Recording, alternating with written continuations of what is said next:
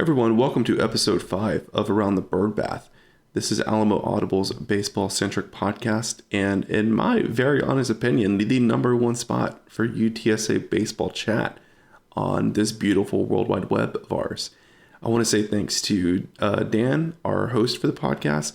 He's joined by Jonathan Tapia, a name that is very familiar to UTSA baseball fans, as he had a very great career at UTSA. So Jonathan joined Dan to preview upcoming series against Western Kentucky and Charlotte, as UTSA looks to continue their lead in Conference USA despite some recent setbacks, especially some midweek games this week. So big series coming up for UTSA, and this will give you all you need to know heading into those series.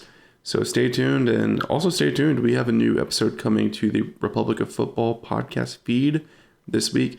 Adrian and myself sat down for something a little fun. It's our 210th episode of Alamo Audible. So we wanted to do something really unique for 210 episode, and we did a draft of a backyard-style 7-on-7 football game comprised only of football players from the city of San Antonio and the surrounding area that played at UTSA. So we had a lot of fun with it. Hope you guys enjoy it as well. But before you check that one out, be sure to listen to this podcast with Dan and Jonathan. We want to say thanks to our Patreon subscribers who help keep the lights on around here. Help us to pay Dan, because oh my God, the guy busts his butt to bring you guys UTSA baseball coverage. He's always sending me audio files at like 11 o'clock at night. And I'm like, man, this guy's hardcore. So please continue to support us on Patreon. If you subscribe, you get access to all of our bonus content, our bonus episodes. And we actually had a bonus baseball episode this week where Dan sat down with Ryan Proudfoot, who's a former UTSA pitcher, to catch up with him and learn about his time at UTSA and what he's up to now. So thank you to our big money donors on Patreon, including Ben Tovar, Rick Cortez of Rowdy Road Grillers, the Bunch family, Zach Espericueta and the San Antonio Podcast Network, Brandon Padron, the Fikes family, and our Board of Trustees members on Patreon, including Digiteek, John Otwell, Lino Perez of Los Dos Rowdy's Tailgating, Gary and Ruben representing the UTSA Bird Gang Tailgate, Ray Redding and Meet Me Apparel, Brandon Grill and the Grill Realty Group, and Andy Elizada and Professional Benefit Solutions. So thank you to all of our Patreon subscribers and supporters for keeping us chugging along. We've been pumping out content left and right. It has by far been our busiest off-season yet, because it's not an off-season anymore. We're a baseball podcast now. We do it all. But thank you guys for your financial support, words of encouragement, for sharing the podcast, for following us on social media, retweeting our stuff, sharing our stuff, all that good stuff. I want to say thanks again. We've really felt the love and appreciation throughout the off season, even as we've been through some kind of tough times, behind the scenes of the podcast. You guys have kept us going and doing more than we've ever done. So just want to say thanks again to all of you guys. And we'll go ahead and cut the interview over as Dan and Jonathan talk some UTSA baseball for you guys. So thanks for listening, and we'll see you guys back soon. All right, everyone. Welcome to another episode of Around the Bird Bath. I'm your host, Dan Nerdahl, and I have the pleasure today of having former UTSA baseball player Jonathan Tapia joining me as my guest. Jonathan is a San Antonio local. He graduated from San Antonio. He spent all of his time at UTSA from 2018 to 2022. He had an extra year in there because of the COVID year, so 2022 was his COVID year. He was a utility infield outfielder at UTSA. Similar to Chase King, he made his last season his best. His slash line was 309, 412, 478 with an OPS of 890. His 21 doubles on the season were good for 6th all-time single season for UTSA. A little bit of a habit of wearing the pitches, if you will. His career hit by pitch 53 is the school record, and he's ninth in games for. He's ninth at UTSA in games played. But in 2022, 45 of those games he was the leadoff, and 11 of those games he batted second. Jonathan, thanks for joining me today, and how are you doing? Doing good. Appreciate you having me on. Yeah, I asked Chase the same question, and a few times Coach Hallmark has kind of been on the record for talking about the core four. You, Chase, Flores, John Ryan Flores, and Ian Bailey. Ian Bailey. You talk a little bit about, Coach Hallmark and your relationship with him. You spent the same amount of time at UTSA's Chase, so you were kind of halfway through your time at UTSA when he came in. Just talk about working with him and having him as a coach and everything with that. Yeah, no, definitely. I love Coach Hallmark and the staff that he brought in. I'm not sure if you know who Coach Shepard was, but he was a pitching coach that he brought in with when he came in, when he got the job. So him, Coach Shepard, and Coach Igual, whenever they first came in, it was just like a breath of fresh air, I guess you could say, because the past seasons we struggled a little bit.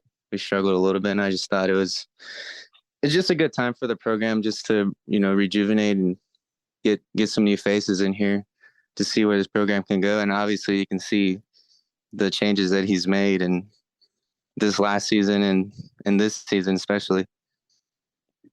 Yeah, definitely. And for those listening, depending on if this is your first episode or if you've been with us all season, we've talked extensively, whether it's in the blogs or on the podcast, about that success that UTSA has seen, really turning the corner last year, just barely missing out on a regional bid, a great conference tournament run. And then we've seen that kind of transfer over to this season with UTSA off to a 20-6 start. They've had some really good wins. The pitching has seemed to kind of clean up behind Coach Butler and the work he's doing. I want to ask you too. So being, a San Antonio kid, going to O'Connor High School and then playing for UTSA, what was that like to kind of play for your hometown, if you will, and play where you grew up? And what benefit did that have, and how did that feel overall, being able to do that? Yeah, no, definitely. I mean, I grew up probably 15 minutes from UTSA, and I never dreamed of playing at UTSA. My dream school was playing at Texas. So it was always fun whenever we played against Texas, and just to play at Dish Falk and stuff like that. But growing up here, I wasn't really like a highly recruited baseball player, so I didn't really have that many offers. I had a couple junior college offers, and fortunately enough, Coach Blair, who's now the volunteer assistant at Baylor, offered me here at UTSA, and I just took it and ran with it, and didn't really know what I was doing at the time. I really just wanted to get my education first and foremost, just to find like a good place that I can graduate and stuff like that. But in the end, it all worked out for me. Thankful for Coach Marshall and Coach Blair and all the hitting coaches that came through. But, Coach Hallmark's really, really changed the program around.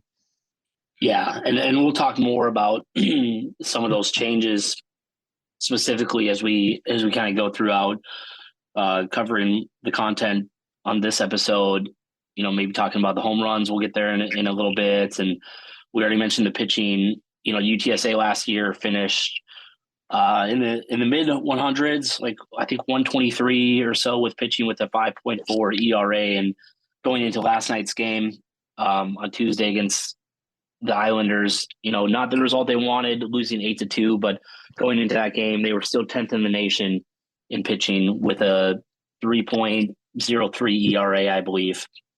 So definitely seems like they can continue to move in the right direction. And, a little more recap on UTSA baseball, a little bit of a bumpy last week. They've gone 2-3 the last 5 games, but they are coming off a 10-game winning streak. And so I was talking to some people on Twitter last night, interacting during the game. Baseball kind of has those ebbs and flows. Mm-hmm. Sometimes you win, you get on a winning streak. Sometimes you get on a losing streak, and that's just kind of part of the game, especially when you've got so many games and you're from a college student, you're traveling, you're going to these towns, coming back. UTSA, they're just coming off a 7-day stretch where they were on the road the entire time. They were outscored 23-34.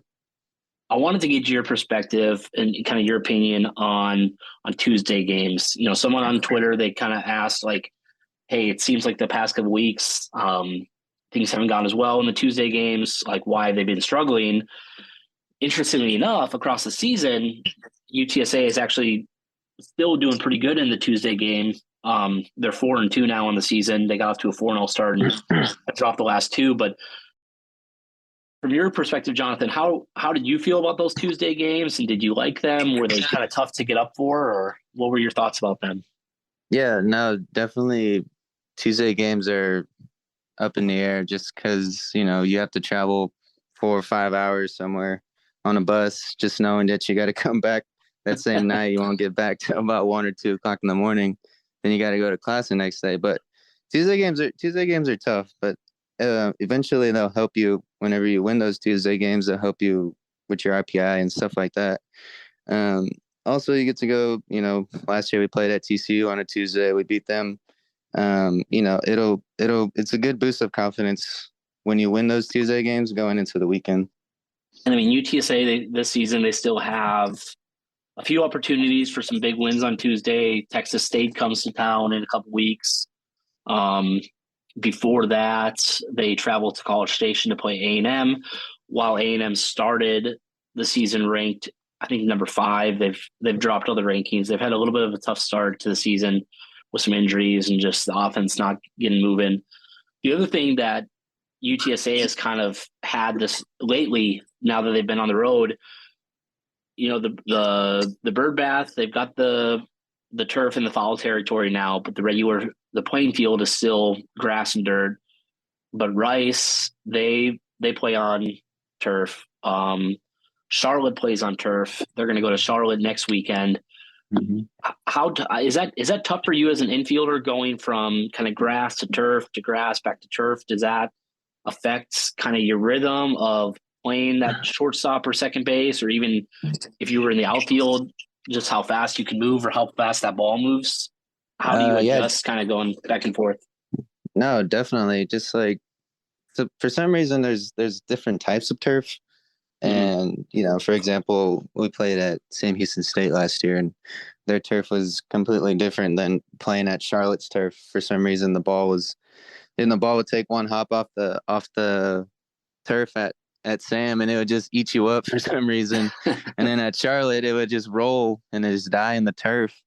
But yeah, no, whenever you go to new places that have turf, or just new place in general, on that Thursday practice, you got to be more focused on the dimensions of the field and how the field plays and stuff like that. We take a lot of ground balls, we hit BP after a 5-hour, 4-hour plane ride. We got to go to hotel, go to practice, and just get a feel for things just before that weekend series on Friday, Saturday, and Sunday. But yeah, it's definitely tough just getting to know the field in a short amount of time. Did you have a personal preference? Like if you were on turf, did you enjoy playing the infield more on that weekend, or did you want to be in the outfield that weekend, or it didn't really matter to you? Honestly, it didn't matter to me. Playing the outfield on the turf, the ball is going to bounce really high, so you got to be ready for that. And playing the infield is just, sometimes it's going to come hot at you, and sometimes you got to go and get it. I mean, it just all depends. But no, I didn't really have a preference on where I played. I know I've heard some people, like Trent Lockwood was talking about this on the last episode, and obviously a lot less wear and tear on the field. It's easier for the grounds crew to have the turf. Some people might think it looks a little nicer. It all depends on how I've seen a lot of different teams and how their field looks. And, some fields, it still looks like a baseball field, at least. Some, it just looks like a grass turf patch with bases around the corners and everything. Me, the purist in me still likes the grass and the dirt, but I understand the turf mindset and why a lot of people want to move to that. But so we'll look at this weekend. Western Kentucky's coming to town. Last season they went 18-36, 7-23 in Conference USA. So they obviously did not make the Conference USA tournament. They didn't play UTSA last season, so nothing to go off of in terms of last year. The all-time series is at 7-10. And just a quick note on that for the listeners. I had been going off of kind of UTSA athletics data for the all-time series, but I noticed that they didn't necessarily, depending on how long a series has been going on between the team, UTSA athletics didn't necessarily have all of the games, and so I started going off of the UTSA baseball record book. That seems to kind of have the deep stats, and you can find that just by Googling, 2022 baseball record book for UTSA, and really just flip through all the pages of records and scores and stats per game and really get into the weeds. But just wanted to make that quick note real quick. Western Kentucky last year, their RPI was 222 and their strength of schedule was 111. This year, 2023, they're off to a little better start, 14-6 before conference play. They've opened up the last 2 weekends of conference play going 2-4, and that brings their record to 16-10. They're coming off of a 10-8 loss to number 18 Kentucky yesterday. And then this with, Western Kentucky, I kind of talked about this in the conference recap a few weeks ago as why I thought they were kind of more pretenders overall, but their RPI is 234 and their strength of schedule is 282.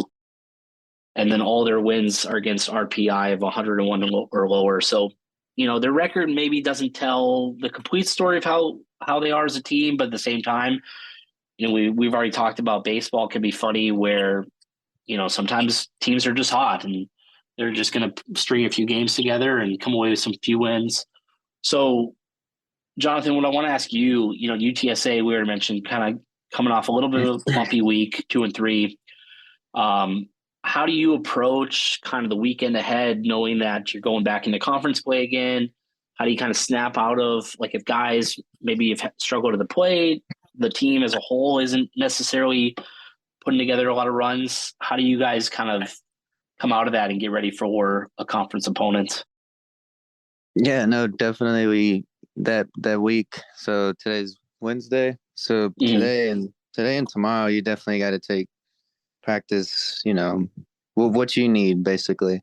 So if you're struggling with hitting, with pitching, whatever it is, you got to take today. Your body may be banged up, but I mean, it's a long season, so you got to take care of yourself. But, just focusing on what you need personally and doing extra things on the side and staying late, doing whatever you need to do just to help your team win, individually. The individual success will lead to team success. So just focusing on the upcoming Friday and Saturday and Sunday will take care of themselves once they come. Yeah. And that's what I want to remind, the listeners and everyone, maybe you're new to following baseball. Maybe you don't really follow it at all, but you're like, hey, UTSA is having a good year. I'll kind of look in, much different season than football, much longer season than football. I think last year you guys had at least two that I could see kind of 6-game winning streaks, and that really helps your record. That helps those wins against those your RPI against those teams. But just as easily can kind of go the other direction. So, 2-3, obviously the boys aren't happy with that themselves. They know what they need to work on. Coach Hallmark and his staff knows what they need to work on. But at this point, not anything to be worried about long-term. And still, they're still off to a great start and still having a really good season overall. And they can build on that moving into as we approach the second half of the season shortly. But players to watch for Western Kentucky, their shortstop, Drew Reckart. He's hitting 376, 486, 647 for an OPS of 1.133. He leads the team in doubles at 12 and leads the team in RBIs with 22. First baseman Lucas Ferris, 304, 391, 557, OPS 948. He's got 5 home runs, 19 RBIs, does have 31 strikeouts. And then another player to watch, their center fielder, Ty Krittenberger, 368, 464, 585. And his OPS is 1.049, leads the team with 39 hits, 9 doubles, 4 home runs, and 16 strikeouts. So hopefully we can see, the pitching continue to do well and get back to that kind of lower ERA and lower scoring games runs allowed and really shut down their offense. From the mound, they've got Devin Turbrack. He's got a 1.95 ERA in 6 starts, 37 innings pitched. Western Kentucky, they're interesting from the mound. They don't really have 2 or 3 guys that all have 6 starts. They've kind of got one guy with 6 starts, and then they've kind of scattered that out throughout some other guys getting starts and appearances, and we'll see that with Charlotte too. Dawson Hall's another one. He's got 3 starts in the season. His strikeout to walk ratio is 5.8 with a 0.89 whip, and he's leaving 71% of runners on base and 19 strikeouts. I kind of already talked to you a little bit about being a utility guy. Did you feel like, maybe on a particular weekend, if you were bouncing around a little bit, did you feel like that kind of helped you from a defensive standpoint because you had the opportunity to see these guys from different spots and different positions?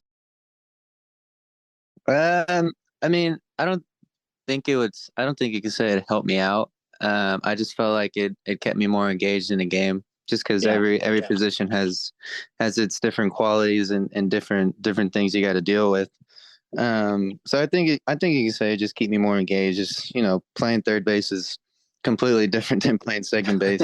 You have to have more range at second. Third base, you just gotta be quick.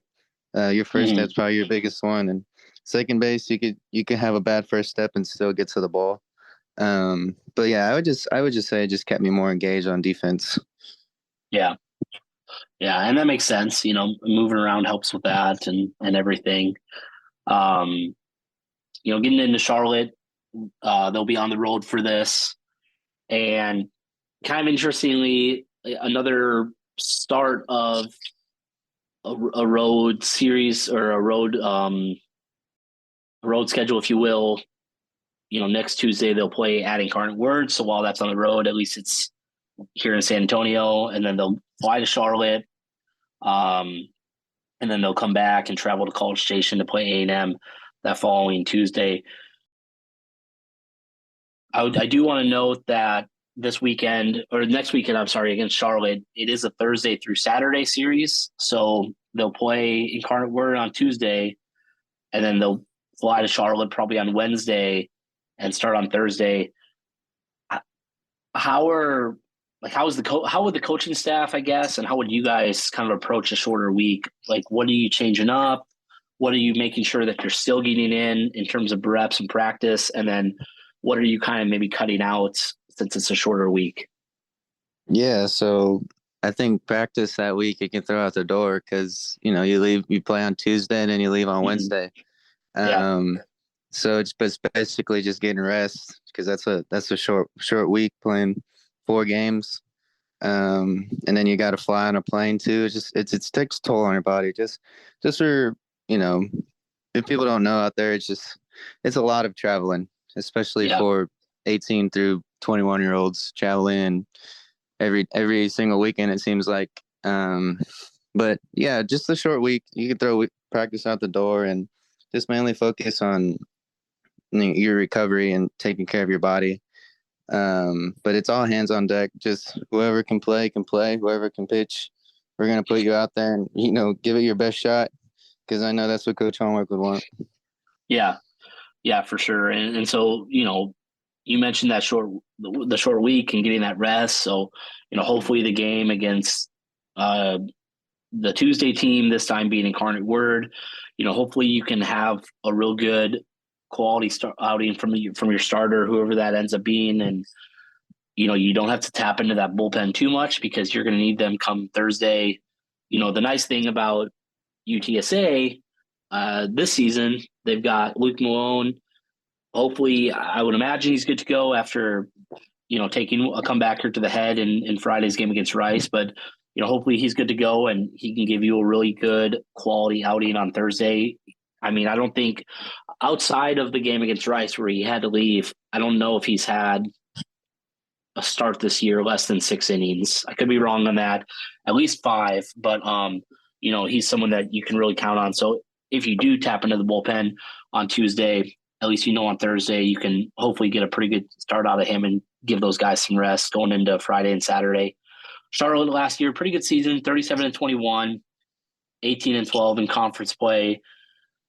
You guys actually swept them in the season series, the regular season series last year, 3-0. They went 1-2 in conference tournament play, and they did not make the regionals. Their final RPI was 75, and their strength of schedule was 91. So a pretty good weekend against them last year. Do you remember anything in particular about that weekend? Maybe how you guys were feeling? I know you were coming off the TCU win, so you already mentioned that kind of momentum and feeling good. But do you remember anything else about that weekend and how things went for you and the team that weekend? So what I do remember is I know they beat us in the series the year before that over there at their place. So, I mean, it was just kind of, I don't know. It's just a personal thing, but I've never really, liked Charlotte, I guess you could say. Just because I don't want to get into any reason, just because I didn't like them. But anyways, but yeah, we just had a mindset of just winning the first game. I mean, I think that's what everybody's mindset was. And, we won that first game on Friday, and it's just, all right, we got to do it again on Saturday. And I think they had can't remember his name that he threw on Saturday. Pretty good lefty. Probably sitting like 95-ish. But, we hit him pretty low. I mean, last year we could hit pretty good. I mean, this year we could hit pretty good too. But I think that's what kept us in the game was our hitting and scoring runs. And I felt like in that series we scored a lot of runs at least. I don't remember how many runs we scored, but it just seemed like every game we scored 10 plus runs, and that's what won us a game. But so last year against Charlotte, you mentioned you played him at the Bird Bath. First game you won 13-3. You actually had 4 RBIs in that game, and I believe that was a season high. And so you had a great Friday night, and then Saturday you guys beat them 8-7, and Sunday 8-5. So outscored them 29-15. So yeah, I mean, a couple closer games on Saturday and Sunday, but made a statement for sure by beating them by 10 runs on Friday, and probably made them tap into the bullpen early and everything. Charlotte in 2023, they've got some big goals. They're projected as a regional team. They're projected as the conference champs by D1 baseball. They've got a potential deep run, D1 baseball. The guys over there see them as maybe being an Omaha sleeper and, really having a good year. We'll talk in a minute. They haven't necessarily got off to that great year yet, but their head coach kind of feels like it's the best team he's ever had with them. We kind of see that with Coach Hallmark as well. Coach Hallmark mentioned this is probably the deepest pitching staff he's ever had in his now 4 years at UTSA. But then Charlotte, I mean, known for their lineup, they hit for power. It's just a question of what that pitching staff is going to do. And, this year they're off to an 11-13 start, 3-3 in conference play. They won the series versus La Tech. They lost the series against DBU. And then last Tuesday, they defeated number 11, South Carolina, 6-2. So they're coming off a big win. I want to talk about, you mentioned hitting a little bit. I mentioned the core 4 of you guys. I believe last year you guys combined for 44 of the team's 69 home runs on the season. UTSA got off to a little bit of a slow start with the home run game. Have kind of turned that around. Some guys are really starting to hit the ball hard and far. What would you say, or would you say maybe what would be the biggest kind of contributing factor to that turnaround, where going into the Utah series, they'd only hit 1, and now they've kind of just really opened it up since then? Is it the balls just flying different? Are they changing anything up in the cage? No, definitely. It's just a lot of cage work. I know Coach Hallmark, Coach Aguilar, they're great coaches, and Coach Hallmark has a hitter's mindset too, because he played catcher in the minors and stuff like that. But Coach Aguilar, the hitting coach there, he does a great job with the hitters, just knowing what each hitter needs, because obviously every hitter is not going to be the same. And the ball will come off the bat different for every hitter. But it's just you have to have an approach and stick to that approach. And I'm sure Coach Aguayo over there has embedded in every hitter's head that this is your approach and you got to stick to it, because he has a track record of it being good. And I mean, I don't blame him, because I trusted him. And I mean, look at that. The last season that I had was my best one. So yeah. Yeah, no, for sure. And you mentioned him being a catcher by trade. We see the benefit of that with the year that Sammy Diaz and Josh Kleen are having. They're great players. Obviously, Sammy's splitting time over at first base too, but both of them are hitting above 300. They both have an OPS over 8. Josh has 5 doubles on the season. Sammy has 2. Sammy has a couple home runs, and then they both have 9 RBIs. So, a lot of times in the big leagues, you can kind of see that catcher maybe not being the best hitter. Catching takes a pretty big toll on the body, but at least with the players that those two are, and kind of maybe the Coach Hallmark effect and the culture that he is embodying with Coach Aguayo, it's definitely paying off for sure. And so, players to watch for Charlotte as we finish up here. Right field, Cam Fisher. He's hitting 402, 540, 908 OPS. A 908 slug, I'm sorry, with an OPS of 1.448. He's got 14 home runs on the season, so definitely a big power hitter. 27 RBIs, 23 walks. DH, Will Butcher, 494 OPS. I'm sorry, 494 slug, OPS 835, and he's second on the team with hits, RBIs, and home runs. So a lot of production from him as well. Charlotte, kind of similar to Western Kentucky. I already mentioned this. They don't necessarily have like 2 or 3 guys that have all made 6 or 7 starts. They've got Wyatt Hudpool. He's got 6 starts, a 4.6 ERA, over 36 innings and 42 strikeouts, with a 6.05 strikeout to walk ratio.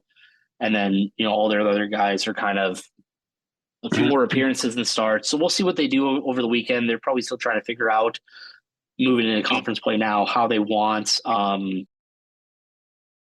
things to go.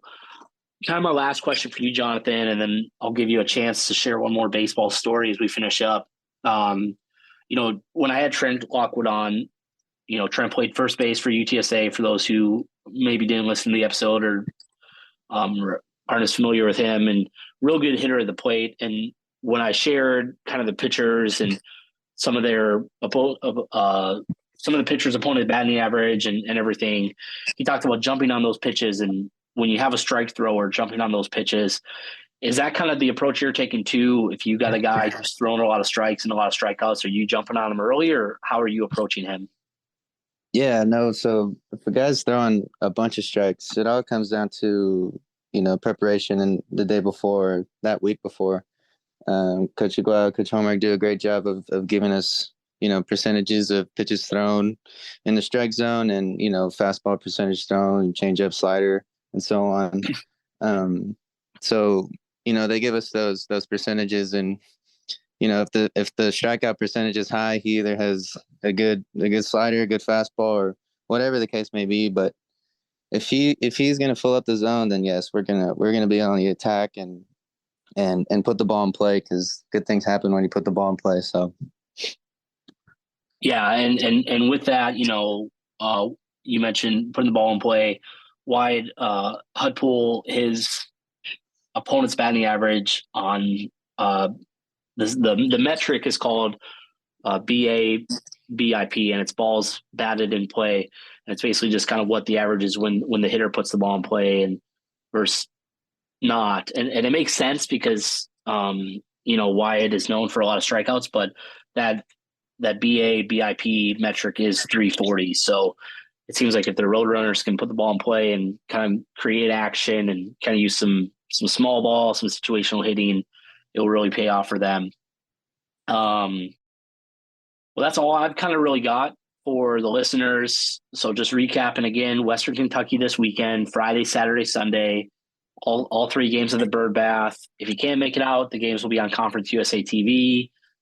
Saturday, April 1st is kind of Build the Nest Day. So UTSA alumnus Ray Redding is donating $1 for every person in attendance. So if you can only pick one game this weekend, come out on Saturday and just kind of add to the check that Ray has to write. I think he did the same for softball last week, and I think the attendance was like 292. So great turnout for women's softball. And then next weekend, it's going to be a Thursday, Friday, Saturday series at Charlotte. The first 2 games are going to be on Conference USA TV, and then the third game on Saturday is supposed to be on ESPN Plus. So hopefully the boys can, get back on the win column or continue the win column, but kind of take a couple series and continue their conference start. They're off to a 5-1 starting conference play and at the top of the standings. Jonathan, any kind of final stories or maybe any baseball story that stands out from growing up, or maybe a coaching story? I know you mentioned to me before we started recording you're coaching 11 and 12-year-olds. Any kind of story to close us out? Yeah, so I actually have a funny story about Chase. Yeah. So I think it was our freshman year. We were driving up to Abilene Christian. So I think it was at the beginning of the year. So it was about February, March-ish time. So, it's cold over there still. So we're driving up, and it eventually gets canceled, the game. And so we go over there, we hit at their facility, whatnot, and we drive back, and it's raining, and we stop at the gas station with the whole team just to get, snacks and stuff like that. And so we had gotten, I think it was barbecue sandwiches when we got back on the bus at Abilene Christian. And Coach Blair asked King to throw away all the trash on the bus because we had put it in a trash bag. So he asked him to throw it all away. And it was pouring outside. And so King's like, all right, I'll go throw it away. And so everybody gets back on the bus, and we feel like a bump we like a speed bump, but like we're in a parking lot. So like there's not going to be a speed bump, or there's no potholes or anything like that. And then we were like, King, where'd you throw the trash? And he's like, I put it under the bus. What do you mean? So he literally threw the trash under the bus where the tires were at. And we were like, why'd you do that? He's like, I'm not going all the way to the trash can. What do you mean? It's raining outside. Literally left the trash bag there, and there was like 3 or 4 trash bags. So he literally threw them under the bus. So yeah. Oh my gosh. That's a funny story that I always remember from him, at least. Well, and what comes to my memory initially, and of course it's a fictional show, but Friday Night Lights, and like the first season where Tim Riggins got in trouble, so he had to run back to they had just done like wind sprints like up a hill in the pouring rain, and he had to run back to the field house in the rain and everything. So it's like I wouldn't have been surprised if Coach Blair said, all right, King, you're running the next mile behind the bus in the rain since you didn't want to get wet.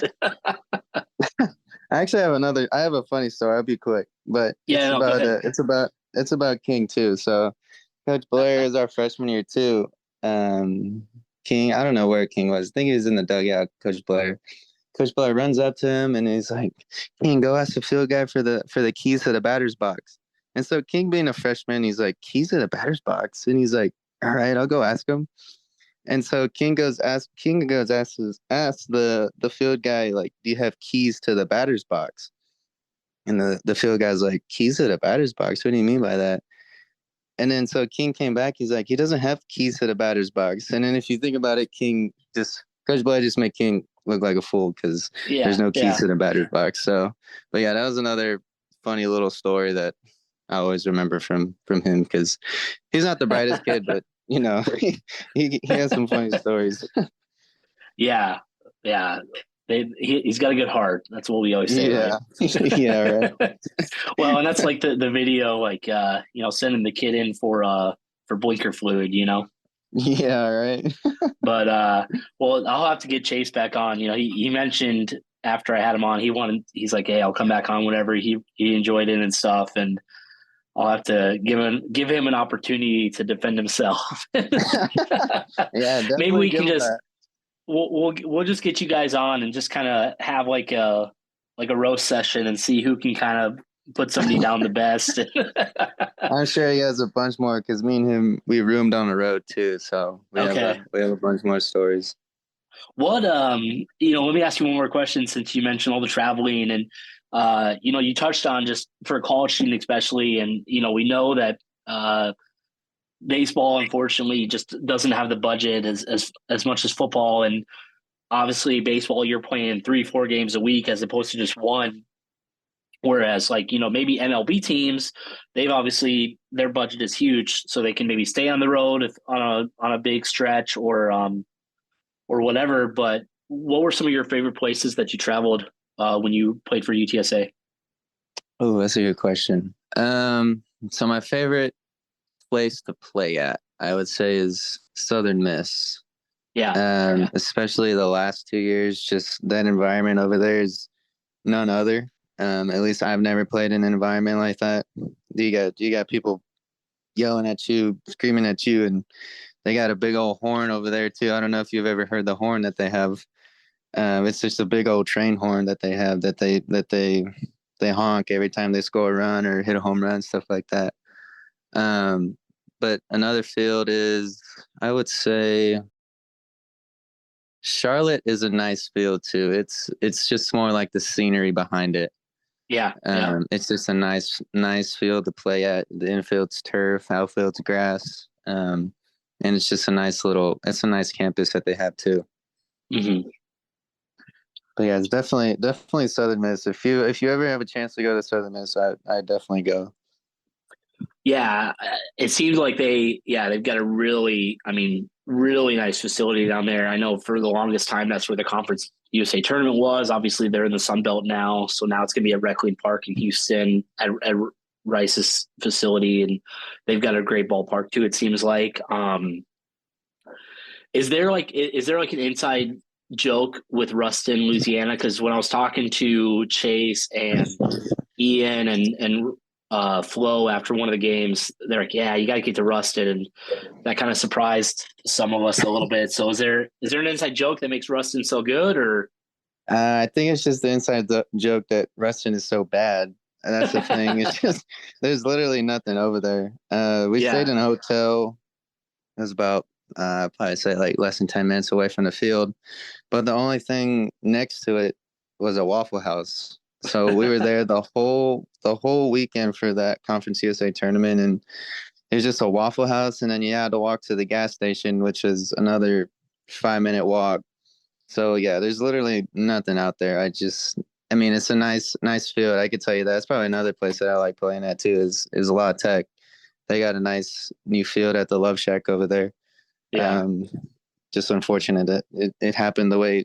They got the field the way just because of the tornado that ran through there and all that, but They redid that place nice. Yeah, and and that makes sense because I know when we were talking about it on the conference recap we did a few weeks ago, Jared's like, well, if there's one thing I know about Division I baseball players, they can have fun just about anywhere they go. So exactly, that is exactly right. Just we always have a good group of guys and everybody gets along with each other. So yeah. Well, Jonathan, thank you again. We'll wrap things up. Hope to see everyone out at the Bird Bath this weekend, especially Saturday, and hope to see the boys get some wins and stay atop of those conference standings. But this has been Around the Bird Bath. I've been your host, Dan Nerdahl. Thank you to my guest, Jonathan Tapia, and you guys have a good one.